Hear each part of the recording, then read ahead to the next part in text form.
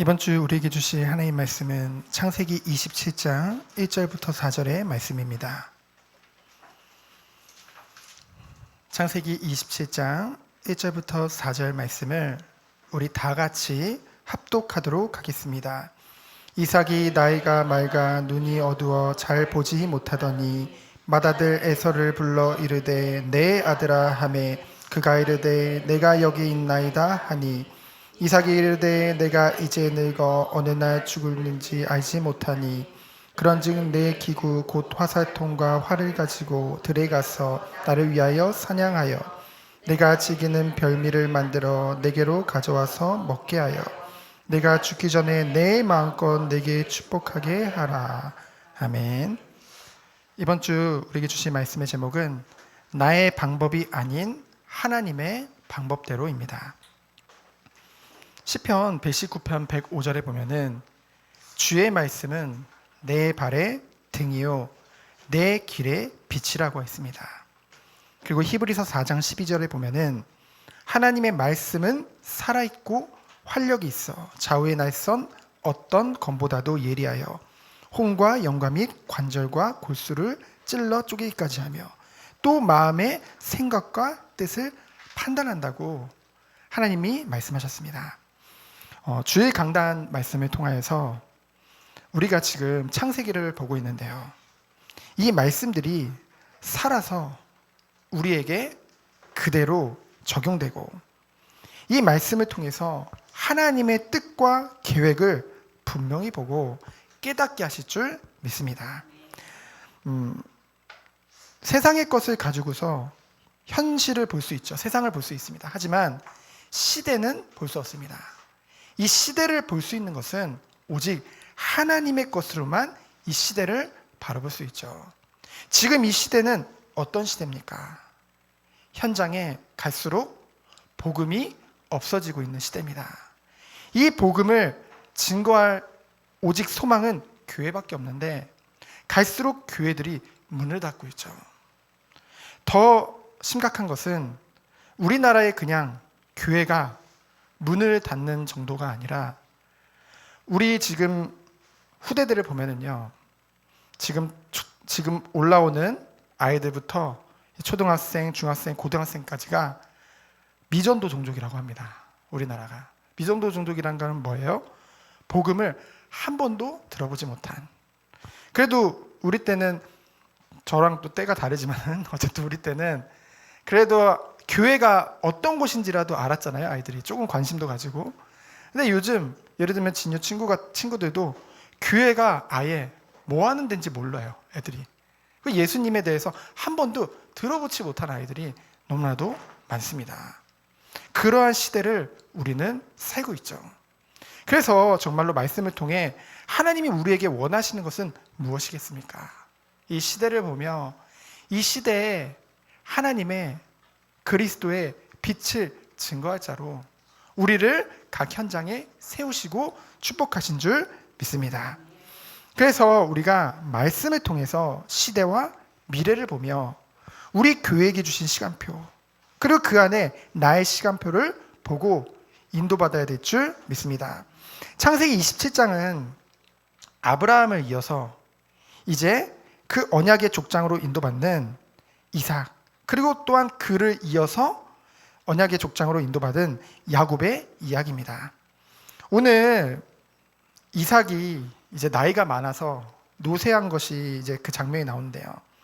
육신뿐만이 아니라 영적으로도 이제 나이가 들면 어두워진 거예요. 그래서 육신의 눈만 어두워진 것이 아니라 영안도 어두워져서 어떻게 합니까? 이제 하나님은 분명히 큰 자가 작은 자를 섬길 것이라고 그 리브가의 복중에서부터 예정하셨잖아요. 그것을 분명히 이삭도 알고 있었거든요. 그럼에도 불구하고 인간적인 생각에 그리고 전통적으로 그 육신의 장자가 이 장자권을 받는 것이 맞다는 그런 미련, 세상적인 미련 그리고 그 야곱보다는 에서가 훨씬 더 남자답고 호탕하고 성격도 좋고 그리고 아버지에게 맛있는 것도 많이 만들어다 주고 그런 것에 더 끌렸던 거예요. 그래서 하나님의 언약을 알고 있음에도 불구하고 그것을 놓치게 되어지고 결국은 에서를 축복하려고 하는 그런 장면이 나오게 되어집니다. 근데 중요한 것은 그러한 이삭을 속여서라도 그 하나님의 언약을 이제 성취시키려는 그런 아내 리브가와 그 아들 야곱의 속임수와 계략 등이 기록되어져 있죠. 결국은 그러한 인간적인 모든 방법에도 불구하고 결국은 뭡니까? 하나님은 하나님의 언약대로 모든 것을 이루시게 됩니다. 하나님의 섭리죠. 그렇다고 이제 리브가와 야곱이 속인 것이 잘한 것이냐? 아니요. 그 모든 인간적인 방법 잘못들이 그대로 덮어진 것은 아닙니다. 심은 대로 거둔다고 그로 인해 결국은 깨닫게 되어지지만은 그런 과정 중에 많은 괴로움과 고통의 시간표를 가지게 되어지죠.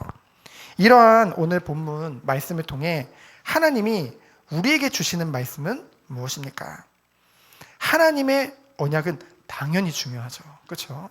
하나님의 언약은 반드시 성취되는 것입니다. 그렇기 때문에 그 언약을 하신 것이 완전하신 하나님이시거든요. 그래서 우리는 그런 하나님을 믿는 거예요. 그렇기 때문에 우리의 방법대로, 인간의 방법을 의지하는 것이 아니라 하나님의 방법대로 끝까지 인도받는 여러분이 되시길 예수 그리스도로 축원드립니다. 그래서 결과론적인 것뿐만이 아니라 과정도 하나님께 영광될 수밖에 없는 그런 아름다운 축복 속에 들어가기 축원드립니다. 첫 번째로 늙은 이삭과 인간의 방법들이 1절로 26절에 기록되어져 있죠. 먼저 늙은 이삭을 보면은요, 서론에 말씀드렸듯이 영육 간에 어두워져 있었습니다.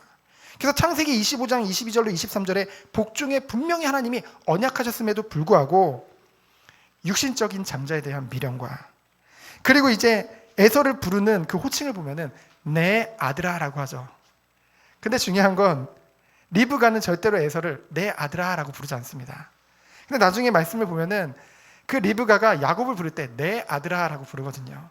내 아들아가 뭐가 중요하냐, 내 아들이니까 그런데. 근데 원어를 보면은 나의 사랑하는 아들아 라는 뜻이에요. 그리고 또 자세히 보면은 내가 오직 사랑하는 내 아들아 이거예요. 그러니까 편애하는 거죠. 그래서 2절에 보니까 내가 언제 죽을지 모르니까. 왜 그런 얘기를 하냐면은 이복형인 그 이스마엘이 죽었거든요. 그 나이 때. 그러니까 자기가 이제 죽음이 얼마 남았지 않았다고 생각하는 거예요. 눈도 어두워지고 모든 것이 다 둔해졌기 때문에. 근데 사실 이후에도 이삭은 43년을 더 살거든요. 근데 어쨌든 그렇다고 생각을 하고 어떻게 해요? 4절에 보니까 네가 사냥해서 먹은 음식을 먹고 내가 너를 마음껏 축복해주고 싶다. 내 마음껏이라는 것은 뭔가 의지적인 욕구거든요. 내 의지를 가지고 너를 누가 뭐래도 축복하고 싶은 그 마음, 육신적인 마음이 기록되어져 있는 것이죠. 우리가 이것을 볼 때 무엇을 알 수 있습니까? 우리는 알잖아요. 그리고 이삭도 분명히 지식적으로는 알고 있었습니다. 하지만 마음이 그렇게 안 되는 거예요. 육신의 연약함으로 인해서 영적으로도 이제 어두워져 영적 분별력이 흐려지게 된 것이죠. 그래서 하나님의 언약을 바라보기보다는 자신이 원하는 대로 인도받기 원하는 그것이 영적 분별력이 흐려진 거잖아요. 근데 중요한 것은 이러한 이삭을 속이는 리브가와 야곱입니다. 우리가 너무나 잘 아는 말씀들이죠. 창세기 25장 23절에 보면은 분명히 하나님이 언약하셨는데 큰 자가 작은 자를 섬길 것이라고 그것을 분명히 말씀하셨는데 그 언약에 대한 확신은 분명히 리브가에게 있었죠. 그래서 리브가가 그 얘기를 들었을 때 저러면 안 되는데 하나님이 분명히 에서가 아닌 야곱을 통해 이 언약을 이루신다고 하셨는데 지금 저 영감이 뭐를 하는 거냐, 지금 무슨 짓을 하는 거냐. 그래서 그 의도는 좋았습니다. 그래서 하나님의 뜻을 이루고자 하는 리브가의 열심은 좋았지만은 그 방법이 옳지 않았죠. 그래서 어떻게 합니까? 리브가의 방법은 결국은 지속적인 가정의 불화와 갈등을 초래하게 됩니다. 잠시 좀 갈등하면 말 것을 지속적인, 그래서 그 후손에게까지 영원토록 그 원수를 지내게 만드는 그런 일이 벌어지게 되어지는 것이죠. 그래서 우리는 이것을 통해서 무엇을 알 수 있습니까? 하나님의 목적은요, 하나님의 계획은 하나님 자체가 거룩하잖아요. 그렇기 때문에 하나님이 보실 때도 선한 방법으로 성취되어져야 된다는 것이죠.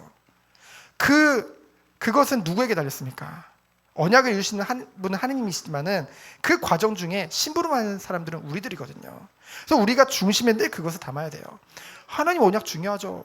하나님이 우리에게 유일하게 전도와 선교, 세계복음화를 맡기셨잖아요. 그리고 우리 다음 세대 후대들을 맡기셨잖아요. 그러면은 우리가 더욱더 비록 더디더라도 차근차근 하나님의 방법대로 인도받아야겠죠. 그 축복 속에 들어가길 원합니다. 그래서 어떻게 됩니까? 결국은 이제 야곱을 에서같이 꾸며가지고, 그리고 이제 사냥과 같이 이제 2마리 새끼를 잡아다가 별미를 만들어가지고 아버지를 속이게 됩니다. 그래서 결국은 그 이삭이 속아가지고 축복을 하게 되어지죠.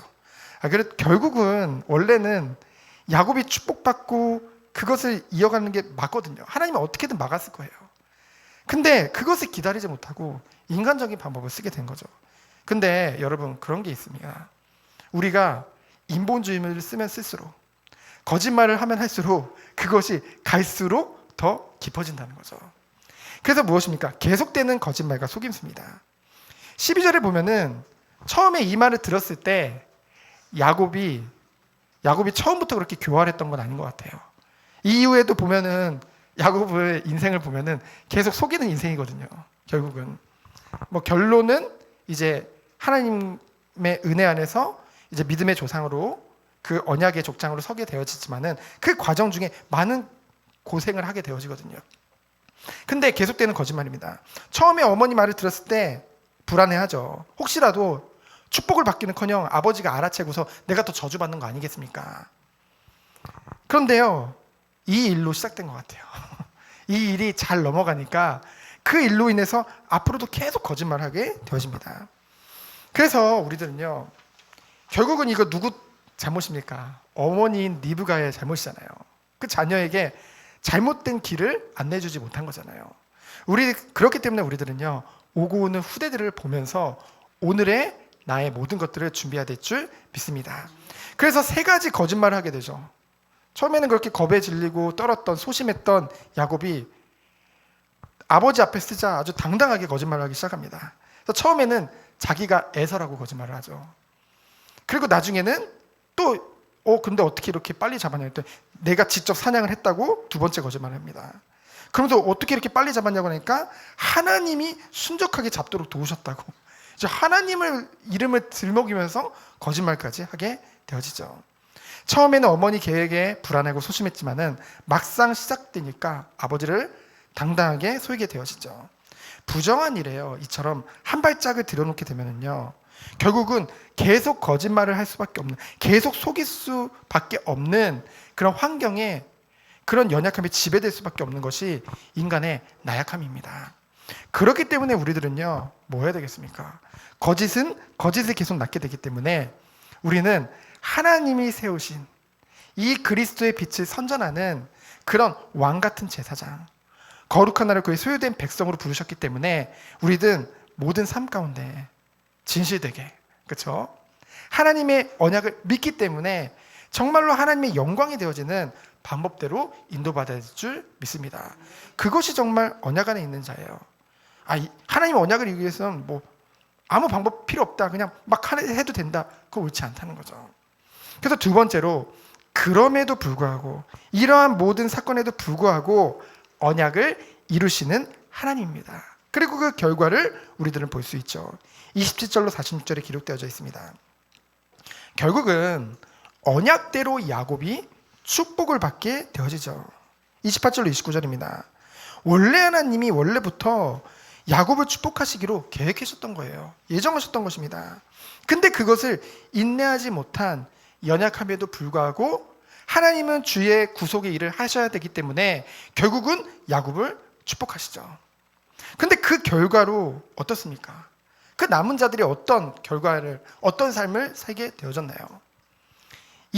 먼저 이삭을 보면은 인간적인 그 장자의 연연에서 축복하려다가 아내와 아들에게 속는 그런 배신감도 생겼을 거고 허탈감도 생겼을 것입니다. 그리고 에서는 어땠나요? 본인이 원래부터 장자권에 대해서 가볍게 생각했죠. 그 말은 하나님이 주시는 언약적 축복에 별로 관심이 없었던 것입니다.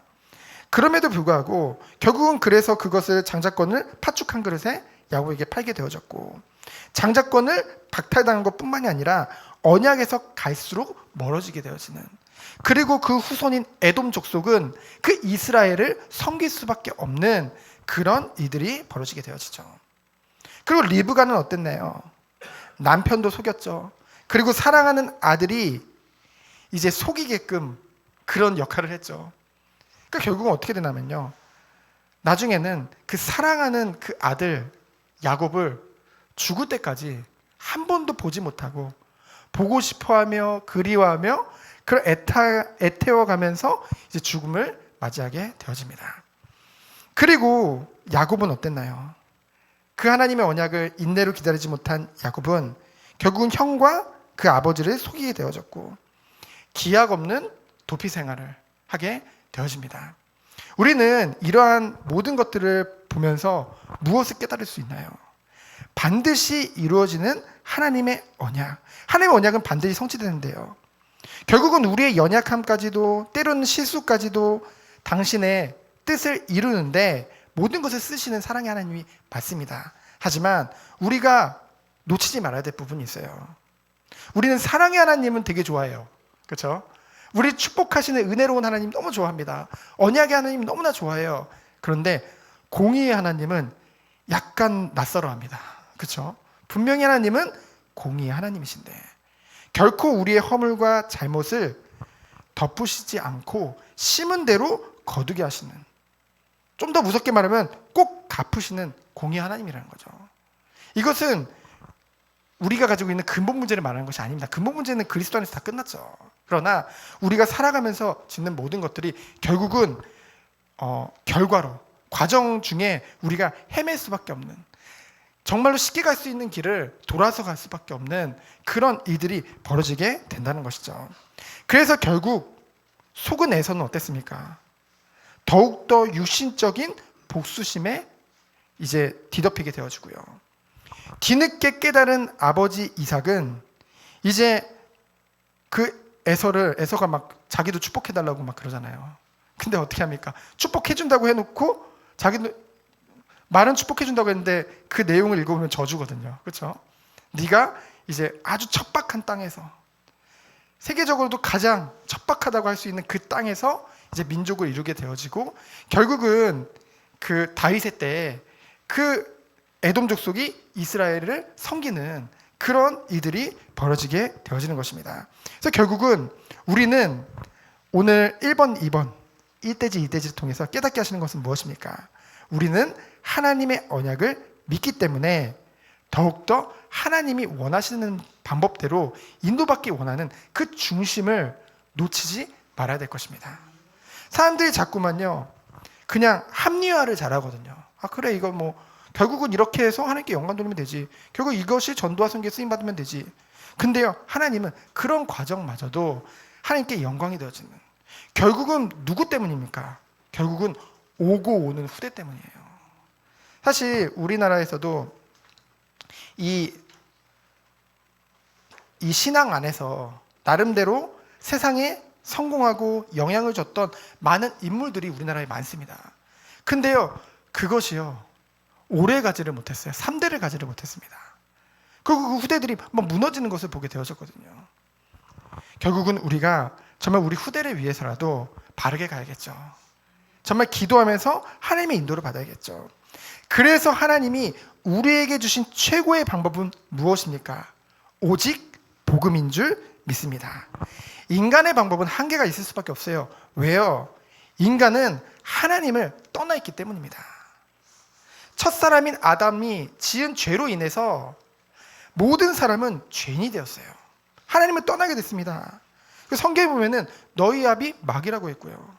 에베소 2장에 보니까 공중의 권세 잡은 자를 따랐다고 했습니다.